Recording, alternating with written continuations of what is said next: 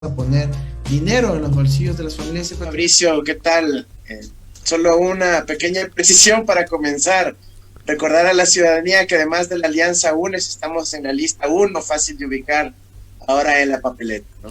Correcto, pero es 1-5, me imagino. Ahora sí ya queda ratificado que es 1-5 con la última decisión del Tribunal Contencioso Electoral de ratificar la vida jurídica de Fuerza Compromiso Social. Toda la razón, Fabricio. Efectivamente, ahora es la lista 1 y 5. Andrés, quiero empezar preguntándole a usted, yo lo acabo de presentar como precandidato, no lo he presentado como candidato, porque resulta que si bien es cierto, usted está calificado, esa calificación no está en firme, a diferencia de otros 14 binomios.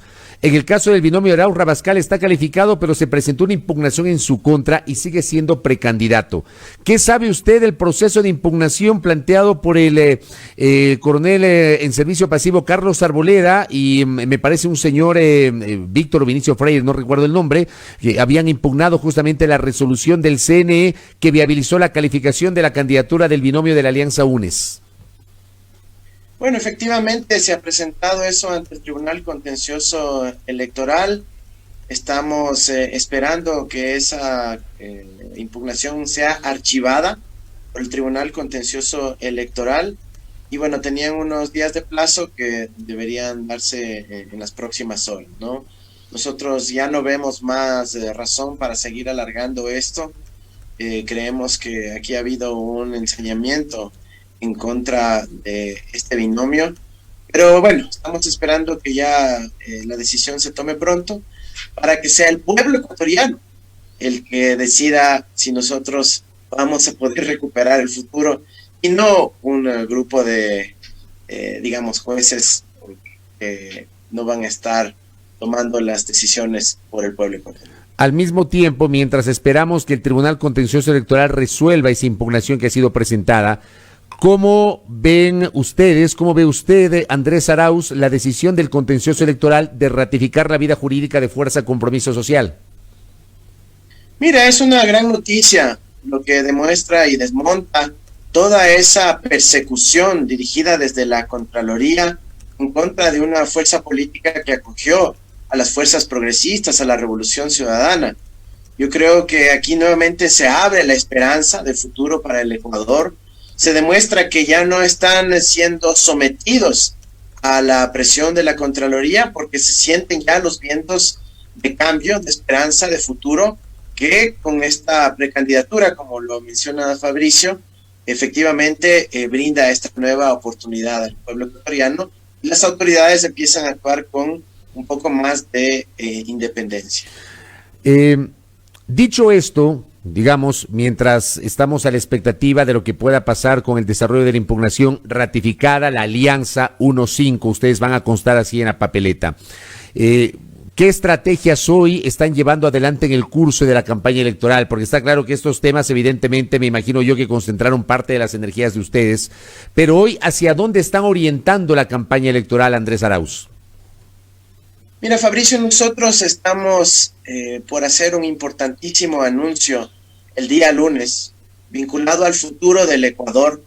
Estamos pidiendo a la ciudadanía que esté muy atenta a nuestras redes.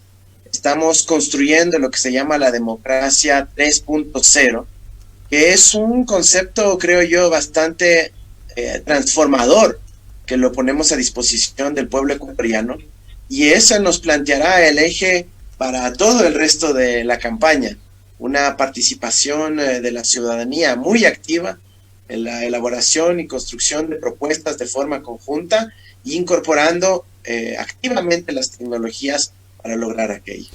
Un tema más, Fabricio, nosotros también estamos dedicados a construir política pública que nos permita llevar a cabo el avance del Estado plurinacional e intercultural, no solo en palabrería o en discursos, sino en los hechos. Y para aquello el despliegue de política pública que estamos dedicando a esos fines es importante, es un objetivo explícito de nuestro plan de gobierno. ¿Qué significa democracia 3.0? Le hago esta pregunta porque yo he escuchado 2.0, es la primera vez que escucho 3.0. ¿Cuál es la diferencia y qué significa, Andrés?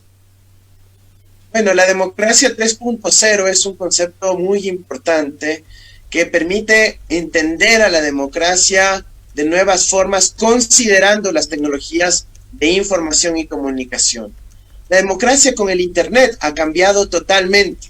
Ahora los electores, los ciudadanos, pueden estar cerca de sus mandatarios, de sus representantes, están monitoreando todo lo que hacen y tienen capacidad de interlocución directa con ellos. Esa capacidad de formular propuestas, observaciones sobre la gestión pública, o en el caso nuestro, sobre la evolución de nuestra planificación gubernamental, se puede hacer con la gente, con herramientas tecnológicas sencillas y fáciles, y de esa manera construir una democracia, ya no como la democracia representativa, clásica, que uno escogía a un mandatario luego de 4 años, no, y luego de 4 años recién podía evaluar. La democracia 3.0 va a ser una democracia mucho más activa, más líquida, donde está en constante retroalimentación los ciudadanos con sus mandatarios. Hablemos un poquito y proyectémonos hacia el futuro en el evento de que Andrés Arauz se convierta el próximo 24 de mayo del 2021 en presidente de la República. Y empecemos hablando sobre algunos temas legislativos. Por ejemplo, si usted llega a la presidencia de la República, ¿qué va a hacer con la ley de apoyo humanitario? Mira, si con las listas 1 logramos esa victoria popular contundente, como lo estamos esperando, efectivamente vamos a iniciar por recuperar la situación económica de las familias ecuatorianas. No queremos ya madres de familia angustiadas, que ni siquiera puedan pasar una buena noche tranquilos porque no tienen suficiente recurso para alimentar a sus hijos. Eso es lo que queremos evitar a toda costa, evitar este problema que puede convertirse inclusive en un problema humanitario, y eso significa volver a poner dinero en el bolsillo de las familias ecuatorianas.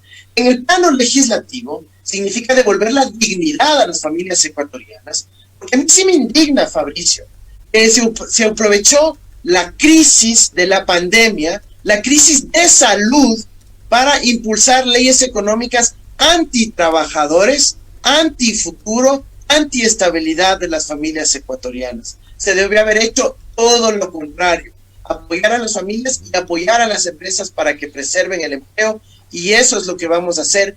Vamos a derogar esa ley humanitaria en la parte laboral, si es que antes de que nosotros lleguemos no lo hace la misma Corte Constitucional, por ser obviamente inconstitucional. Si no lo hace la Corte, nos queda clarísimo a qué intereses está sirviendo. ¿Usted habla de derogatoria total de esa ley?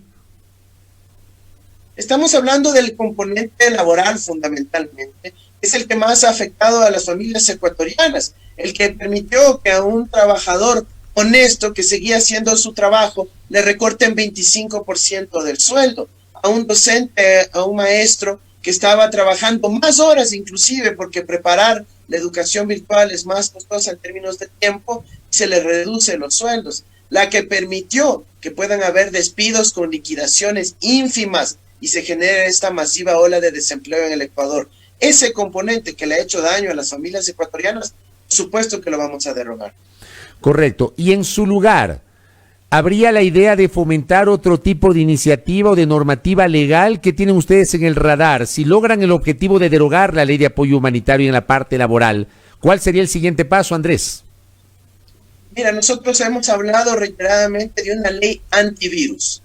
Una ley antivirus que permita construir una política pública de apoyo a las familias ecuatorianas, en donde se establezcan mecanismos de protección social, de garantía de recursos, con un piso de protección social para sobrellevar la crisis de magnitud que estamos viviendo ahora, para que las familias no tengan que sentir esa angustia desesperada, pero también para ir hacia un sistema de apoyo a las empresas, con crédito, con facilidad de acceso a la liquidez y con flexibilidades para que los bancos no tengan que estar acosando a las familias y a las empresas, porque ellos a su vez están siendo presionados por una superintendencia que no entiende que estamos en la crisis financiera, económica y sanitaria más grande del último siglo. Entonces necesitamos adecuar algunos indicadores que están en la ley, en las leyes financieras, etcétera, para que los bancos no acosen a las familias ni a las empresas en estos momentos. Con eso abrimos el espacio para que las empresas tengan algo más de dinero, más de recursos, puedan preservar el empleo, puedan incluso contratar o recontratar a la gente que ha sido despedida y de esa manera retomar la senda del crecimiento económico, del desarrollo, la de estabilidad para las familias ecuatorianas. A nivel tributario, dentro del esquema del plan de gobierno del binomio Andrés Arauz-Carlos Rabascal, ¿se ha pensado en una reforma tributaria? Ojo, hablo de reforma tributaria que no necesariamente implica aumento de impuestos, pero ¿se ha pensado en reestructurar el esquema tributario vigente? Mira, es importantísimo en el Ecuador y lo hemos visto en nuestros 15 años de experiencia en el servicio público, Fabricio. Nosotros nos hemos dedicado a estudiar estos temas, a implementarlos en la práctica. Yo fui parte del Comité de Política Tributaria, sabemos muy bien lo que tenemos que hacer y la principal debilidad de nuestro sistema es la falta de un impuesto a los grandes patrimonios. Estamos viendo cómo esto es una tendencia en todo el planeta, en Estados Unidos, en Alemania, en Francia, en Argentina. ¿Cómo puede ser que unos pocos millonarios tengan un montón de plata afuera y no contribuyan al fisco? ¿Cómo puede ser que se permita esos niveles gigantescos de evasión? Tenemos que ir a un impuesto mínimo, pequeño, que ni siquiera llega al 2% de las grandes fortunas de los más ricos y millonarios de este país, que tienen que contribuir con su sociedad para aportar a salir de esta crisis, para aportar luego también al desarrollo. Ese sería el único enfoque. Hablamos ahí de un impuesto al patrimonio específico para esos grandes grupos económicos, para esos sectores que tienen mucha riqueza, 2% máximo, ¿esa sería la idea? Mira, en la experiencia luego del terremoto, que fue una crisis focalizada en dos provincias del Ecuador, no totalmente, pero especialmente en esas dos provincias, se recaudó un impuesto específico a las grandes fortunas del país, de los que tienen más de $1 millón, Fabricio. No estamos hablando de buena parte de la población ecuatoriana, estamos hablando de un segmento muy pequeño de la población, pero que tiene que cumplir su rol de corresponsabilidad con su sociedad. Nosotros no vamos a subir el IVA como se ha comprometido el candidato del gobierno. Nosotros no vamos a generar más costos para las familias ecuatorianas. Nosotros vamos a apoyar a las familias ecuatorianas y claro, a los pocos millonarios que existen que han evadido impuestos, sí vamos a cobrarles lo que les corresponda pagar. ¿Sería para quienes tienen un patrimonio a partir del $1 millón? ¿Esa es la idea? Sí, no es una idea, Fabricio, es una política que ya la hemos implementado en el pasado, con absoluto éxito, y sin que ninguno de esos millonarios haya decidido ni abandonar el país, ni abandonar sus inversiones, sino simplemente contribuir con solidaridad a enfrentar una crisis de magnitud. Ese impuesto que usted está planteando al patrimonio de las clases más ricas, de las clases más pudientes, como lo está presentando Andrés Arauz, ¿sería por una sola vez o sería un impuesto anual permanente? Mira, es algo que tenemos que estudiar en función de la extensión de la crisis, pero estamos viviendo momentos extraordinarios de la humanidad. Eso lo iremos definiendo conforme los estudios técnicos que nos arrojen los datos, pero insisto, es una tendencia a nivel internacional y que en el Ecuador la podremos aplicar con justicia para atender a nuestros hermanas ecuatorianos sin la necesidad de endeudarnos afuera, ni de estar sufriendo, rogando para que nos presten recursos, sino con los propios recursos de los ecuatorianos, simplemente exigiendo un poco de solidaridad, como ya lo hicimos en el 2016. El impuesto a la renta, que es el impuesto más redistributivo que existe por su propio concepto, ¿lo va a mantener tal cual, Andrés? Mira, el impuesto a la renta siempre puede irse mejorando en términos de la base imponible, los gastos deducibles, las mejoras para evitar que unos pocos se lleven muchos privilegios de lo que se denomina el gasto tributario, que son básicamente incentivos que se crean a la medida en función del cabildeo y terminan beneficiando a unas pocas empresas. Nosotros vamos a continuar depurando, como se ha hecho en el tiempo, la base del impuesto a la renta, porque nosotros somos trabajo, futuro, dignidad para todos los ecuatorianos, y eso significa un compromiso técnico de ir depurando ese impuesto para que efectivamente se recaude y se elimine la evasión tributaria. En los últimos tiempos se eliminó el anticipo del impuesto a la renta. Ustedes, en el evento de que usted llegue al poder, ¿podrían plantear el retorno del pago del anticipo del impuesto a la renta? Mira, es un tema que fue aprobado en diciembre del año pasado, violando todos los procedimientos legislativos, y que también hemos iniciado acciones de inconstitucionalidad. Recordemos que esa ley de simplificación tributaria apuraron su publicación en el registro oficial al 31 de diciembre, cuando tenía que haber sido publicada en la segunda semana de enero. Eso hizo que los efectos de esa ley puedan aplicarse con un año de anticipación a lo que se necesitaba. Nosotros creemos firmemente en que sí debe haber una simplificación tributaria.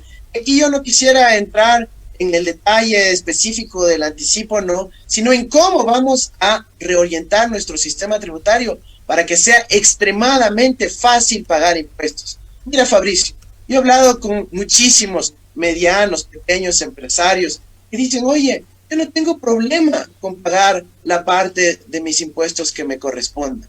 El problema es que tengo que gastar 80 horas, contratar a varios contadores para nomás de llenar los formularios de las declaraciones y cumplir toda la cantidad de papeles y trámites que me exige el servicio de rentas internas. Por eso nosotros vamos a ir hacia la simplificación real de los procesos, de llenar los formularios, de entregar los impuestos, y que más bien sea casi como una cuenta corriente automática, y el usuario decide aceptar o no los cálculos que le da haciendo, entre comillas, el servicio de rentas internas. ¿Cuál es la visión de Andrés Arauz y de su plan de gobierno sobre petróleo y minería?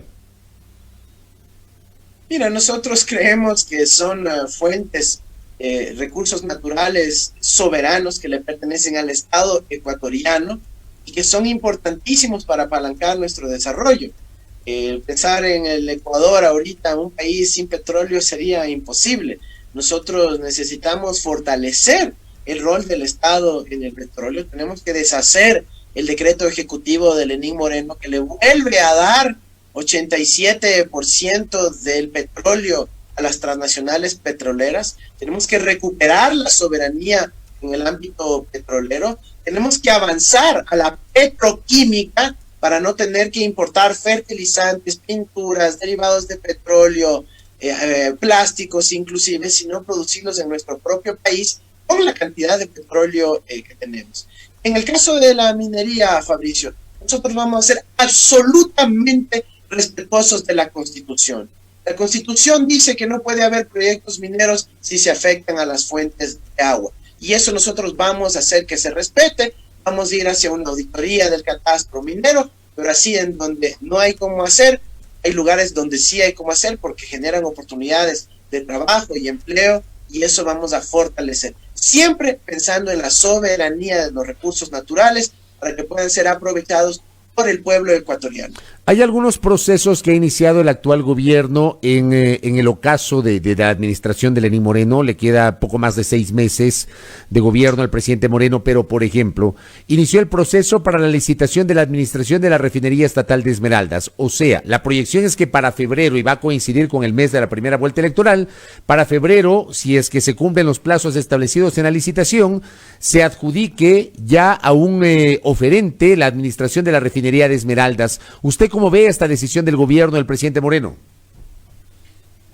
Mira, nosotros le hemos dicho claramente, Fabricio, si es que aquí quieren hacer negociados de última hora, que a 5 minutos antes de concluir el gobierno quieren entregar el patrimonio público del Estado ecuatoriano, es decir, de todos nosotros los ecuatorianos, a los amigos del presidente Moreno, no lo vamos a aceptar, y nosotros revertiremos esas concesiones los primeros días de nuestro gobierno, porque esa es una actitud intolerable. Un mensaje a todos quienes quieren estar involucrados en esos negociados: no hagan esa concreción durante este gobierno, un gobierno ilegítimo, con más del 90 y pico % de rechazo popular, carente de legitimidad democrática, y a pocos días antes de las elecciones. Nosotros sí creemos en la inversión extranjera, pero para construir nuevas cosas, para construir una nueva refinería, para construir fábricas, para construir todo un plan de infraestructura de fibra óptica, para construir nuevas hidroeléctricas, no simplemente para feriarse a precio de coronavirus, como quieren unos pocos millonarios, los grandes activos que construyó la Revolución Ciudadana. ¿Qué va a hacer Andrés Arauz con el terreno del Aromo en la provincia de Manabí, donde debió haberse construido un complejo petroquímico, la refinería del Pacífico que no existe? ¿Qué va a hacer con ese terreno que está ahí, Andrés? Nosotros vamos a retomar la petroquímica de Manabí, la petroquímica del Pacífico, ese gran proyecto de una zona especial de desarrollo económico para que pueda generar oportunidades de trabajo, de dignidad, de empleo para los hermanos manabitas y para todos los ecuatorianos. ¿Cómo lo van a hacer? Nosotros estamos ya haciendo importantes acercamientos para el financiamiento de la refinería del Pacífico, del complejo petroquímico. Tenemos avanzadísimos los estudios que se realizaron y no vamos a permitir esas inversiones ya adelantadas quieran ser mal aprovechadas por un gobierno que prefiere la dependencia del Ecuador de importar gasolinas cuando es productor del petróleo. Nosotros no vamos a caer en esa gran contradicción. Nosotros vamos a retomar el proyecto de la refinería del Pacífico porque nosotros queremos recuperar el futuro y eso quiere decir devolverle los sueños a los ecuatorianos con importantísimos proyectos para nuestro país. Estamos absolutamente convencidos y para eso los ecuatorianos tendremos que optar por la opción de la lista 1 en febrero. Usted en los últimos días estuvo en La Paz, Bolivia, atestiguó la asunción de Luis Arce como presidente del Estado Plurinacional de Bolivia, mantuvo reuniones con Alberto Fernández, el presidente de Argentina, y otros dirigentes del denominado progresismo de la región. Me queda clara su visión ideológico-política, Andrés, en ese sentido, y le quiero preguntar, si usted llega al poder y se posiciona el 24 de mayo del 2021, ¿qué va a hacer con la Alianza del Pacífico, de la cual Ecuador obviamente es miembro, está tratando de entrar como miembro pleno? El presidente Moreno está dejando encaminada la posibilidad de convertirse, de que el Ecuador se convierta en miembro pleno de la Alianza del Pacífico, que era una apuesta que había sido inicialmente descartada por el gobierno anterior, el del presidente Rafael Correa. ¿Usted qué va a hacer con la Alianza del Pacífico, Andrés Arauz? Mauricio, nada más recordar que el propio Lenín Moreno en sus visitas a Chile y a Perú antes de asumir como presidente también descartó el ingreso del Ecuador a la Alianza del Pacífico por un asunto bastante simple, y es que los principales países que ya forman parte de la alianza ya tenemos acuerdos de libre comercio porque forman parte de la comunidad andina. Entonces, realmente para el Ecuador no hay un beneficio marginal adicional de participar en ese acuerdo comercial. Y segundo, tenemos una prohibición constitucional sobre la que yo he escrito en el Observatorio de la Dolarización, que nos impide entrar a la Alianza del Pacífico por el componente del Tratado Bilateral de Inversiones que exige la Alianza del Pacífico. Así que ese impedimento está vigente. Nosotros somos absolutamente respetuosos del marco constitucional vigente y vamos a seguir defendiendo la Constitución del Ecuador.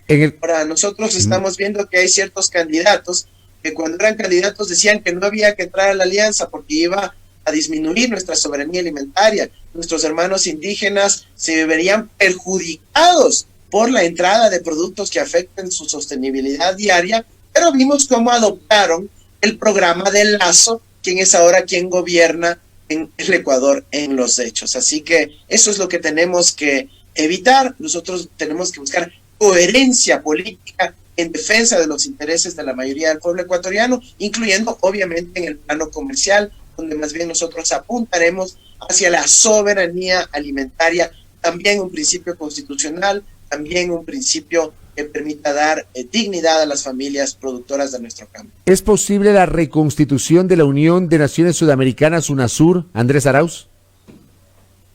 Por supuesto que sí, Fabricio, por supuesto que sí. Es uno de los temas acordados en Bolivia. Necesitamos retomar la UNASUR con muchísima contundencia, mucha fuerza, pero con algunas precisiones. Ya no podemos pensar solo en la integración entre gobiernos o entre los organismos internacionales en donde están representados los estados. Necesitamos una integración de los pueblos, es decir, de asociaciones estudiantiles, de intercambio estudiantil, para que los jóvenes de Ecuador puedan ir a estudiar a Chile, Argentina, Perú, a los distintos países de la región, para que podamos también como Ecuador recibir a nuestros hermanos de distintos países. Necesitamos construir movimiento social latinoamericano, necesitamos construir una América plurinacional, en donde los movimientos indígenas también se vean integrados y donde esperamos que el presidente Evo Morales cumpla un rol fundamental ahora que ha vuelto a Bolivia y se proyectará internacionalmente. Si usted llega a convertirse en presidente de la República, ¿qué va a pasar con procesos de eliminación de empresas públicas que están en marcha? Por ejemplo, TAME, por ejemplo, Ferrocarriles del Ecuador, la empresa Siembra, la empresa CEAR, que es la de los centros de alto rendimiento. Es decir, hay 8 empresas públicas sobre las cuales se había iniciado un proceso de eliminación, más allá que en el caso de la empresa de medios públicos tomaron una decisión posterior que me llamó la atención. Finalmente no se elimina esa empresa, sino que decidieron reconfigurarla.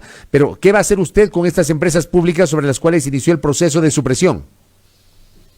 Mira, nosotros vamos a estudiar caso por caso. Hay elementos donde efectivamente se puede fusionar, donde podemos lograr mayores sinergias en la administración de los recursos públicos. Pero mira, el principio general es que nosotros tenemos que respetar la estabilidad de los trabajadores que han contribuido al país. Tenemos que apuntar a los sectores estratégicos del futuro.